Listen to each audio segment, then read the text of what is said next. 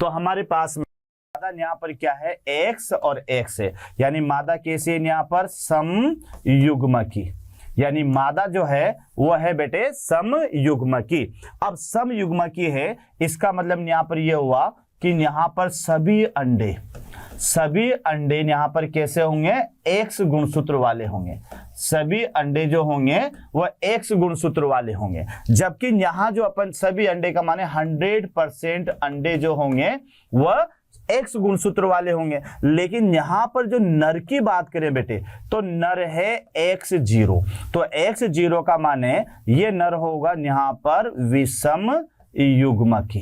ये जो नर है ये नर है विषम युग्मकी। अब विषम युग्मकी में आप देखो कि यहां पर 50% जो शुक्राणु है, 50% जो शुक्राणु है वो तो है लिंग गुणसूत्र युक्त, लिंग गुणसूत्र युक्त। तो बेटे इसमें आप लिख सकते हैं A+X, ए ऑटोसोम है यहां पर, और यहां पर 50% जो शुक्राणु यहां पर रहेंगे, 50% जो शुक्राणु रहेंगे, इनमें ध्यान रखना बेटे कोई सा भी लिंग गुणसूत्र इसमें नहीं पाया जाएगा। यानी यहां पर आप देखोगे तो इसके अंदर जो है लिंग गुणसूत्र नहीं मिलेगा। तो यहां पर 50% शुक्राणु और इन शुक्राणु के अंदर लिंग गुणसूत्र क्या होगा, एब्सेंट होगा, लिंग गुणसूत्र अनुपस्थित होगा। तो इसे आप रिप्रेजेंट करेंगे A+0 से, A+0 से। देखो याद रखो कि मैंने शुरू में आपसे बता दिया था कि नर में एक लिंग गुणसूत्र की कमी होती है और इस कमी को 0 से प्रदर्शित करते हैं। तो यहां पर जो नर है ये बेटे, ये नर 2 प्रकार के शुक्राणु बनाएगा। एक शुक्राणु तो ऐसा होगा जिसमें ऑटोसोम के साथ में लिंग गुणसूत्र भी पाया जाएगा, और एक शुक्राणु ऐसा होगा जिसमें ऑटोसोम के साथ में लिंग गुणसूत्र नहीं होगा। तो यहां पर आप देखो कि 50% शुक्राणु जो हैं वो तो लिंग गुणसूत्र वाले हैं, और 50% शुक्राणु ऐसे हैं जिनमें लिंग गुणसूत्र नहीं होगा। तो जिसमें लिंग गुणसूत्र होगा वो तो ऑटोसोम प्लस लिंग गुणसूत्र आप लिख सकते हैं, और जिसमें लिंग गुणसूत्र नहीं होगा इन्हें ऑटोसोम +0 लिख सकते हैं। तो बच्चों यहां पर आप देखिएगा कि लिंग का निर्धारण कैसे होगा, कि यहां पर देखो कि अंडा हमेशा कैसा है, अंडा हमेशा एक्स वाला है। अब यहां पर ये 2 शुक्राणु यहां पर आ रहे हैं। एक शुक्राणु तो है A+X, यानी A+X बच्चों, यानी A+X का माने ये हुआ कि एक शुक्राणु तो कैसा है यहां पर, यानी एक शुक्राणु A+X वाला है, और एक शुक्राणु जो ये आ रहा है ये A+0 वाला है। अब बेटे इस शुक्राणु से यहां पर अगर ये मिलेगा तो क्या बनेगा, ये A+X है तो ये A+XX बनेगा, यानी ये हमेशा क्या बनेगी, मादा, ये हमेशा मादा बनेगी। और बेटे ये शुक्राणु अगर इससे मिलता है तो ये यहाँ बनेगा A+X0, तो X0 हमेशा क्या बनेगा, नर बनेगा। तो यहां पर जो लिंग निर्धारण होगा, इस विधि में जो लिंग निर्धारण होगा, अब अंदाजा लगाओ किसके द्वारा होगा, लिंग निर्धारण। तो लिंग निर्धारण यहां पर होगा किसके द्वारा, नर द्वारा। लिंग निर्धारण यहां पर होगा नर के द्वारा। एक बार फिर देख ले कि अंडा हमेशा एक्स वाला है, अंडा हमेशा कैसा है बच्चों, एक्स वाला है। ये देखिएगा अंडा हमेशा एक्स वाला है। अब अगर ये शुक्राणु इससे जुड़ता है A+X वाला, तो बेटे एक्स और एक्स मिलकर यहाँ पर हमेशा मादा बन जाएगी। और अगर ये शुक्राणु यहाँ पर 0 वाला शुक्राणु इस अंडे से मिलता है तो ये X0 और X0 हमेशा क्या बनाता है, नर बनाता है। तो इस विधि में जो लिंग निर्धारण होगा वह नर के द्वारा होगा। और ये किस किस में पाया जाता है बच्चों, तो एग्जाम्पल याद कर लेना, टिड्डा, राम जी का घोड़ा, याद रखना टिड्डा क्या है, राम जी का घोड़ा, जिसे ग्रास हॉपर भी कहते हैं। तो ये टॉपिक था बच्चों हमारा लिंग निर्धारण। तो एक बार आप वापस रिपीट कर दीजिएगा, क्या है बच्चों लिंग निर्धारण, कि लैंगिक जनन के समय नर या मादा संतति का निर्धारण होना, ये लिंग निर्धारण है।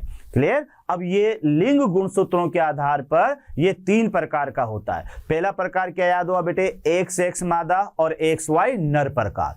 तो इसमें मादा क्या है, समयुग्मकी है, सभी अंडे X गुणसूत्र वाले। नर क्या है बच्चों, विषम युग्मकी है XY, तो 50% शुक्राणु तो X गुणसूत्र, 50% शुक्राणु Y गुणसूत्र। तो बच्चों इसमें क्या है कि अंडे तो सारे X गुणसूत्र वाले हैं, लेकिन अब ये निर्भर करता है कि इस अंडे से कौन सा शुक्राणु आकर जुड़े। अगर X वाला शुक्राणु यहां पर जुड़ता है तो अंडा तो X वाला है, तो X और X यानी मादा बनेगी। और निषेचन के समय बच्चों अंडे से अगर Y गुणसूत्र वाला शुक्राणु आकर जुड़ता है तो फिर अंडा पहले से X है और शुक्राणु Y, तो XY यानी लड़का बनेगा। तो अब तो आपको समझ में आ गया होगा, ये मनुष्य में ये विधि पाई जाती है। तो मनुष्य में लड़का हो या लड़की हो ये निर्भर करता है शुक्राणु के ऊपर, ना कि अंडाणु के ऊपर निर्भर करता है। तो फिर मनुष्य के अंदर लिंग निर्धारण में महिला का कोई किरदार नहीं होता है, यह किरदार किसका होता है बेटे, केवल नर का होता है। तो अगर कोई महिलाओं को दोष दे तो पहले उसको समझा दो कि पहले खुद को सुधार ले, खुद के शुक्राणु को अंडे से मिला दे, तो ये लड़का भी हो जाएगा लड़की भी हो जाएगी, महिला का यहां पर कोई योगदान नहीं होता। दूसरा मेथड जो आपको मैंने बताया उसमें उल्टा हो जाता है, उसमें सम युग्मक की तो बेटे नर होते हैं और विषम युग्मक की मादा होती है। तो इसको जेड जेड तो नर और जेड डब्ल्यू मादा कहते हैं। तो नर यहां पर सारे शुक्राणु एक जैसे उत्पन्न करेगा, लेकिन मादा जो अंडे उत्पन्न करेगी उसमें 50% जो अंडे होंगे वह जेड गुणसूत्र वाले और 50% जो अंडे होंगे ये डब्ल्यू गुणसूत्र वाले। तो फिर यहां पर विषम युग्मक की कौन है, मादा, और जो विषम युग्मकी होता है वही लिंग निर्धारण में मदद करता है। तो दूसरी विधि के अंदर जो लिंग निर्धारण होता है ये मादाओं के द्वारा। अब ये कुछ पक्षियों में ये विधि पाई जाती है या कुछ सरीसृपों में या तितलियों के अंदर ये विधि पाई जाती है। तीसरी विधि आपके सामने है जिसको मैंने कहा XX मादा और X0 नर प्रकार, यानी यहां पर क्या है, नर और मादा में लिंग गुणसूत्रों की संख्या ही असमान होती है। मादा के अंदर तो 2 लिंग गुणसूत्र पाए जाते हैं जबकि नर के अंदर केवल 1 लिंग गुणसूत्र पाया जाता है, यानी नर में 1 लिंग गुणसूत्र की कमी होती है और इस कमी वाले गुणसूत्र को आप 0 से प्रदर्शित करेंगे, यानी जिस गुणसूत्र में या जिस शुक्राणु में यह गुणसूत्र नहीं पाया जाएगा उसे 0 से प्रदर्शित करेंगे। तो बच्चों यहां पर तो मादा हमेशा क्या है, XX, यानी ये होगी समयुग्मकी, और जब समयुग्मकी होगी तो इसे बनने वाले सारे के सारे अंडे X गुणसूत्र वाले होंगे। दूसरा यहां पर जो नर है तो नर क्या है, विषम युग्मकी है। ये ध्यान रखो, नर क्या है बच्चों, विषम युग्मकी, मतलब कि यहां पर 50% जो शुक्राणु हैं उनमें तो X गुणसूत्र रहेगा, यानी 1 लिंग गुणसूत्र पाया जाएगा, और जो 50% शुक्राणु हैं उनमें लिंग गुणसूत्र क्या है, एब्सेंट है। तो एब्सेंट को अपन कैसे लिखेंगे, A+0 के रूप में लिखेंगे। अब जब लिंग निर्धारण होता है तो बच्चों ये यहां पर ये है अंडा, ये यहां पर ये एग है।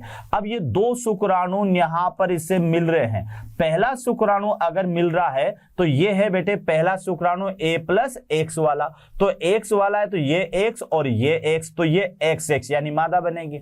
दूसरा शुक्राणु है 0, इसमें लिंग गुणसूत्र नहीं है, तो ये X तो X रहेगा ऐसे ही, और ये 0 ये तो ये बनाएगा नर, और ये पाया जाता है टिड्डे यानी ग्रास होपर के अंदर। तो ये टॉपिक था हमारा यानी लिंग निर्धारण। लेकिन अब अपन आते हैं बेटे मनुष्य में लिंग निर्धारण, ये आपको याद रखना है।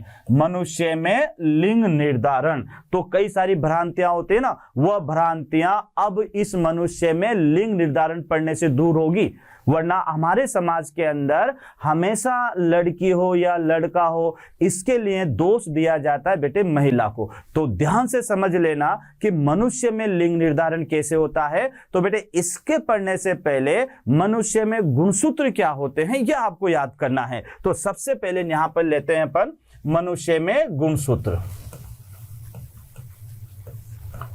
मनुष्य में उपस्थित गुणसूत्र, तो मनुष्य में जो गुणसूत्र होते हैं टोटल 46, यानी यहां पर याद रखना है कि 2n बराबर 46 होते हैं बेटे। तो 46 गुणसूत्र में यानी यहां पर ये के 2 प्रकार होंगे। एक प्रकार तो होता है बेटे ऑटोसोम, ऑटोसोम इन्हें आप कह सकते हो यानी कायिक गुणसूत्र, कायिक गुणसूत्र, और ये कायिक गुणसूत्रों की संख्या होती है 44। तो 44 जो है ये नर और मादा, नर और मादा दोनों में समान होती है। तो ये ध्यान रखना बेटे कि मनुष्य में गुणसूत्र टोटल 46 गुणसूत्र होते हैं और वह 2 प्रकार के होते हैं। तो पहला है ऑटोसोम, दूसरा गुणसूत्र यहां पर होता है बेटे एलोसोम। एलोसोम इन्हें आप कह सकते हो लिंग गुणसूत्र। लिंग गुणसूत्र, और ये लिंग गुणसूत्र होते हैं 2। तो ये तो नर और मादा में कैसे होंगे बेटे, नर मादा में समान होंगे। ये ध्यान रखना 44 जो गुणसूत्र है ये नर और मादा में बिल्कुल समान होते हैं, लेकिन जो 2 गुणसूत्र है एलोसोम ये बेटे नर और मादा में अलग अलग होते हैं। तो सबसे पहले अपन देखें कि यहां पर जो नर है, नर, तो नर के अंदर बेटे ये एक्स वाई के रूप में होंगे, और जो मादा है ये मादा के अंदर होंगे एक्स और एक्स के रूप में। तो ये थोड़ा सा ध्यान रख लेना कि मनुष्य के अंदर जो लिंग निर्धारण होता है बेटे ये गुणसूत्रों पर निर्भर करता है। तो पहले तो आपको ये याद होना चाहिए कि मनुष्य के अंदर कितने गुणसूत्र होते हैं। तो कितने होते हैं बेटे, 46 गुणसूत्र होते हैं, जिसके 2 प्रकार होते हैं। पहला प्रकार यहां पर ये कायिक गुणसूत्र याद रखना, और दूसरा प्रकार याद रखना लिंग गुणसूत्र।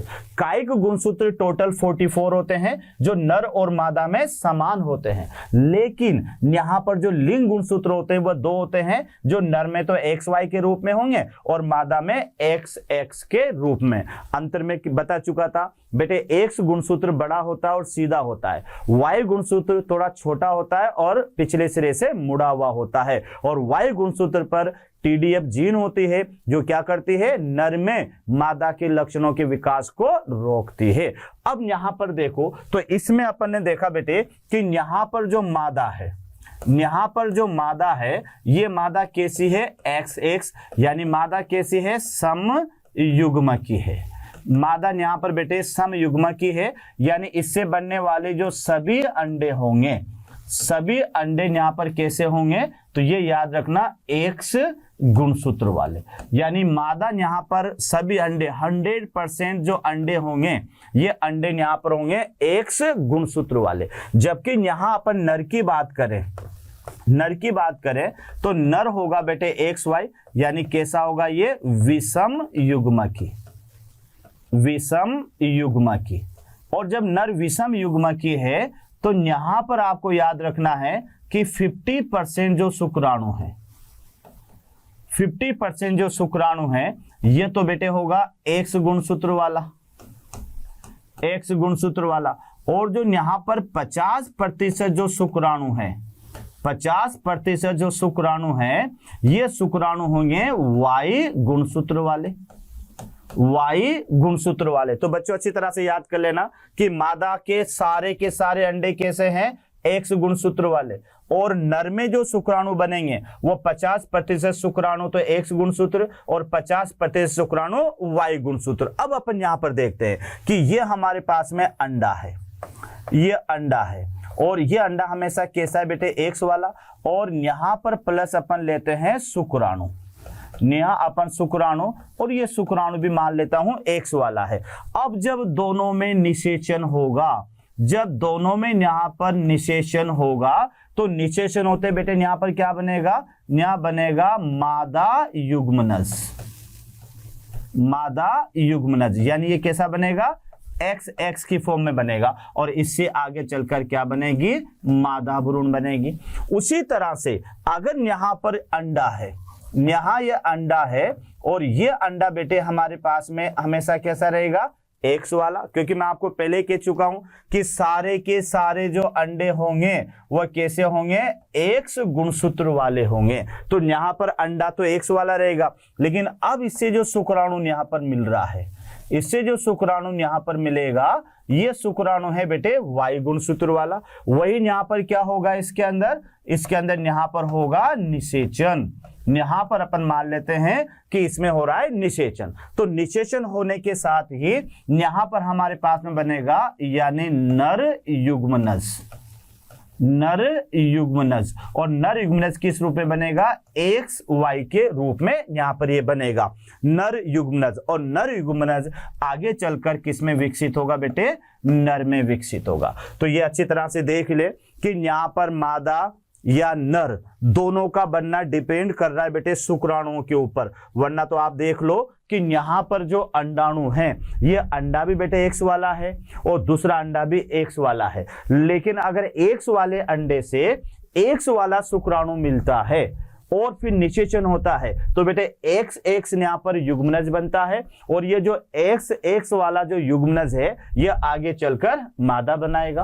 अगर यहाँ अंडा तो एक्स वाला है, अंडा तो एक्स वाला है, लेकिन अब इससे शुक्राणु मिल रहा है वाई वाला, तो बेटे यहां पर जब निषेचन होगा तो निषेचन के दौरान यहां पर एक्स वाई यानी नर युग्मनज बनेगा, और ये जो नर युग्मनज है ये आगे चलकर किस में बदलेगा, नर में। तो मनुष्य के अंदर जो लिंग निर्धारण है ये लिंग निर्धारण किसके ऊपर निर्भर करता है, नर के ऊपर, ना कि ये मादा के ऊपर निर्भर करता है। तो ये बच्चों आप याद कर लीजिएगा कि मनुष्य में लिंग निर्धारण इस विधि के माध्यम से होता है। तो ये तो मनुष्य में लिंग निर्धारण हुआ।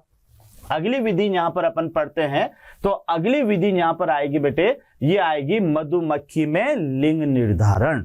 यानी अब इसमें अपन पढ़ेंगे कि मधुमक्खी में किस तरह से लिंग निर्धारण होता है। तो ये टॉपिक हमारा होगा मधुमक्खी में लिंग निर्धारण। तो इसके लिए आपको याद रखना है कि मधुमक्खी में जो लिंग निर्धारण होता है ये द्विगुणित अगुणित गुणसूत्रों के आधार पर होता है। तो ये ध्यान रखना बेटे, मनुष्य में या मधुमक्खी में जो लिंग निर्धारण है ये लिंग निर्धारण है अगुणित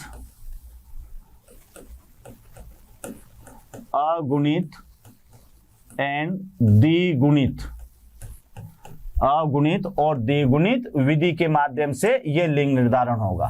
यानी यहां पर जो लिंग निर्धारण होगा वह द्विगुणित और अगुणित विधि के माध्यम से होगा। तो ये ध्यान रखना, अगुणित और साथ में द्विगुणित, अगुणित द्विगुणित विधि के माध्यम से होगा। यानी अगुणित और द्विगुणित विधि के माध्यम से इस मधुमक्खियों में लिंग निर्धारण होता है। तो एक तो अगुणित और द्विगुणित। तो यहां अपन देखें कि यह अगुणित द्विगुणित विधि क्या होती है। तो बेटे यहां पर मधुमक्खी, ये अपन यहां लेते हैं मधुमक्खी। तो मधुमक्खी जो होती है इसमें अपन दो पार्ट ले लेते हैं कि एक तो यहां पर मादा ले लेते हैं, मादा, और एक यहां पर लेते हैं बेटे नर। जो मादा होती है इसमें गुणसूत्र होते हैं 2n बराबर 32, और जो नर होता है बेटे इसके अंदर यहां पर होंगे n इक्वल टू 16। तो यहां पर याद रखना मधुमक्खी एक ऐसा उदाहरण है जो एक ही जाति के सदस्यों में गुणसूत्रों की संख्या असमान होती है। मादा हमेशा द्विगुणित होती है और नर हमेशा अगुणित होता है। अब क्या होगा बेटे, मादा के अंदर यहां पर होगा अर्धसूत्री विभाजन, अर्धसूत्री विभाजन, और अर्धसूत्री विभाजन से यहां पर दो प्रकार के अंडे बनेंगे। यानी यहां पर जो अंडे बनेंगे, अंडा, तो एक अंडा तो बनेगा ये एन, और यहां पर भी दूसरा अंडा बनेगा और ये अंडा भी होगा बेटे एन। तो याद रखना मादा के अंदर जब अर्धसूत्री विभाजन होगा तो बेटे यहां पर दो प्रकार के यानी दो अंडे बनेंगे और दोनों अंडे अगुणित अगुणित होंगे। नर के अंदर जब शुक्राणु बनेंगे तो यहां पर केवल क्या होगा, समसूत्री विभाजन, समसूत्री विभाजन। और समसूत्री विभाजन से यहां पर जो शुक्राणु बनेंगे, शुक्राणु बनेंगे, ये शुक्राणु हमेशा कैसे होंगे, एन वाले होंगे। तो बच्चों याद रखना, अच्छी तरह से देख ले कि जो मधुमक्खी है इसमें नर और मादा में गुणसूत्रों की संख्या असमान होती है। मादा के अंदर तो ये द्विगुणित अवस्था में गुणसूत्र पाए जाते हैं और नर के अंदर ये गुणसूत्र अगुणित अवस्था में पाए जाते हैं। तो यहां पर जो मादा है तो मादा में बेटे अर्धसूत्री विभाजन होगा और इससे जो अंडे बनेंगे वह सारे के सारे अगुणित होंगे। नर के अंदर अब चूंकि पहले से गुणसूत्र किस अवस्था में है, अगुणित अवस्था में, तो अब इसके अंदर अर्धसूत्री विभाजन नहीं होगा। अब इसके अंदर क्या होगा, समसूत्री विभाजन होगा और इसके सारे शुक्राणु बनते हैं समसूत्री विभाजन से। तो अगर नर एन है तो शुक्राणु भी कैसे बनेंगे, एन। अब क्या है कि यहां पर ये अंडा और ये शुक्राणु, इन दोनों के बीच में होगा निषेचन, निषेचन, और यहां बनेगी वापस मादा। तो मादा बनते बेटे क्या हो गया, 2n।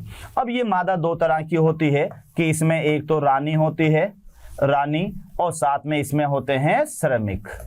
श्रमिक रानी को बेटे रॉयल जेली खिलाई जाती है, ध्यान रखना, रॉयल जेली, और जिनको रॉयल जेली नहीं खिलाई जाती वह श्रमिक। लेकिन यहाँ रानी भी 2n है, ध्यान रखना, और यहाँ पर श्रमिक भी क्या, श्रमिक, या फिर यहाँ पर आप बोल सकते हो सैनिक। तो इसमें श्रमिक और सैनिक ये दोनों के दोनों 2n होते हैं। लेकिन अगर इस अंडे का निषेचन नहीं हुआ, इसको बोलेंगे अनिषेक जनन। अनिषेक जनन, और अनिषेक जनन से वापस बेटे नर बनेगा यानी अगुणित, और इस नर को अपन क्या बोलते हैं, इसे कहते हैं ड्रोन, इसे ड्रोन कहते हैं। तो अच्छी तरह से आप देख लें कि मधुमक्खी में जो लिंग निर्धारण होता है ये बेटे अगुणित और द्विगुणित विधि के माध्यम से होता है। जैसे यहाँ पर आप देखिएगा कि ये मधुमक्खी है, और मधुमक्खी में यहाँ पर एक तो मादा के रूप में अपन लेते हैं और एक नर के रूप में लेते हैं, क्योंकि नर और मादा में गुणसूत्रों की संख्या असमान है। यहाँ मादा हमेशा बेटे द्विगुणित होगी, ध्यान रखना, यानी ये हमेशा डिप्लॉइड होगी यानी द्विगुणित। द्विगुणित ये द्विगुणित होती है, और नर हमेशा क्या होते हैं, अगुणित होते हैं। तो इसको ध्यान से पढ़ना और समझना। धन्यवाद।